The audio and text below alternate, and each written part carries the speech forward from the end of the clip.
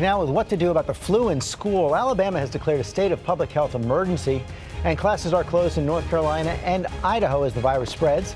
ABC TJ Holmes here with how to help keep your children healthy. Hey, TJ. George, we teach them sharing is caring. We want them to share when they're at school with their classmates. Well, sharing during flu season with your classmates can get you a cough, a runny nose, a fever, and a trip to the doctor. So how do you curb your child's habits in a classroom where, as you're about to see, germs spread shockingly fast?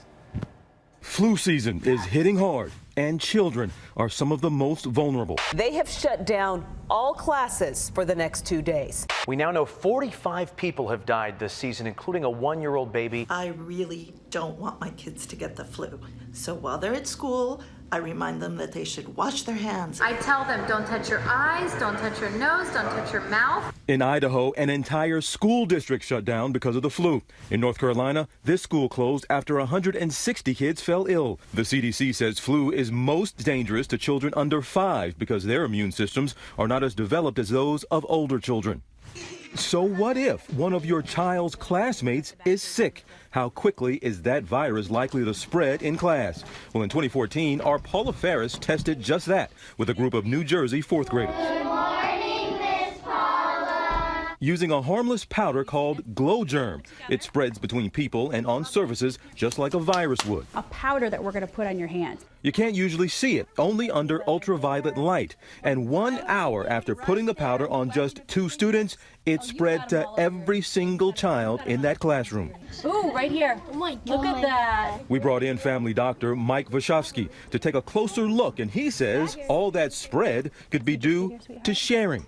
Oh, look at that. Kids love to share pencils, they love to share toys, but when that happens, you're going to have a lot of germ interaction as well. But also striking, most of the children transferred the powder to their faces, where it can enter the body. You can see you rubbed your nose right there. So this is really interesting.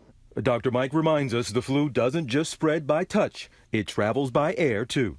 You're also not accounting for the amount of germs that are coming out from their mouth when the kids are talking, when the kids are sneezing on each other. So the first line of defense, yep, hand washing. But the key, make sure they know how. It's hard to get them to remember to do it in the first place. Yes. But then when they do it, what should they keep in mind to make sure the hands are clean? It's important they spend enough time doing it.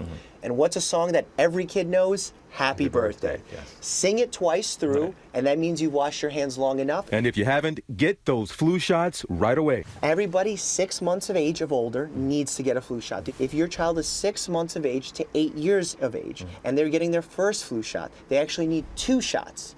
1 month apart. That's really important because the first one is really a primer for the second one to work.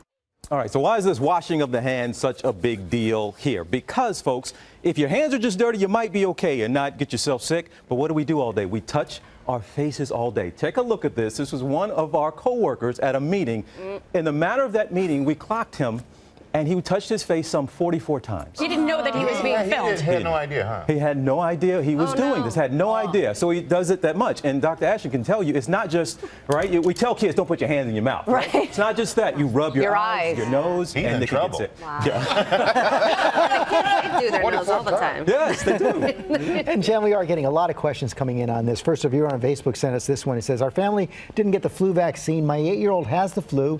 Should I get the vaccine for my other son even though he has been exposed? Okay, so a couple of important things to clarify here. First of all, vaccine recommendations in children, we need to clarify if they have never been vaccinated against the flu and they are over 6 months of age and under 9 years of age, which means 8 years and 11 months, they need 2 doses 1 month apart if it's their first time getting vaccinated. Vaccine is still the first most important line of defense. If you have a known or suspected even exposure in your home, then you're talking about the use of something like Tamiflu, antiviral medication. It is available generic now. It's available in liquid form to reduce not only the contacts getting sick, but to shorten the duration of symptoms and severity. And new information on these antivirals. You've heard us in the past say they only work in the first 48 hours. New data out of the CDC suggests that is not true. There is particularly a survival benefit in higher risk patients if given after that 2-day window.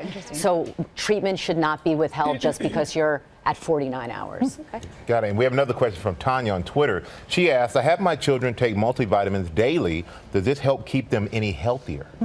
That is such an important question, you guys. And the people who like vitamins are going to be loath to stop taking them. It's controversial when it comes to the flu virus. There was a big study last year in the British Medical Journal that suggested, based on observation and association, that people who took vitamin D supplementation slightly had lower risk of getting the cold virus or flu virus. More is not better, so don't overdo it. And the verdict is still out on that. And real quick, we know it's particularly dangerous to pregnant women, elderly, and children. And Ginger, I know you're really sitting concerned. here terrified. I know. You're keeping your son out of school right now. Because I have a 2-year-old. He goes to nursery school just 3 hours, 2 days a week. But I don't want him to be there while I'm like this. Is that crazy? Am I too that's an over-terrified? individual decision, but I will tell you when it comes to pregnancy, that is a very high-risk population. They're at higher risk for complications and deaths. The only patient I ever had died of influenza while pregnant. I take it very seriously. I'll make a house call. Well, Okay, so I'm keeping him out. My goodness gracious, don't you scare me. It's not even my child. Go wash your hands. Doc, thank you. That's very helpful. Really appreciate that. Hi, everyone. George Stephanopoulos here. Thanks for checking out the ABC News YouTube channel. If you'd like to get more videos, show highlights, and watch live event coverage, click on the right over here to subscribe to our channel. And don't forget to download the ABC News app for breaking news alerts. Thanks for watching.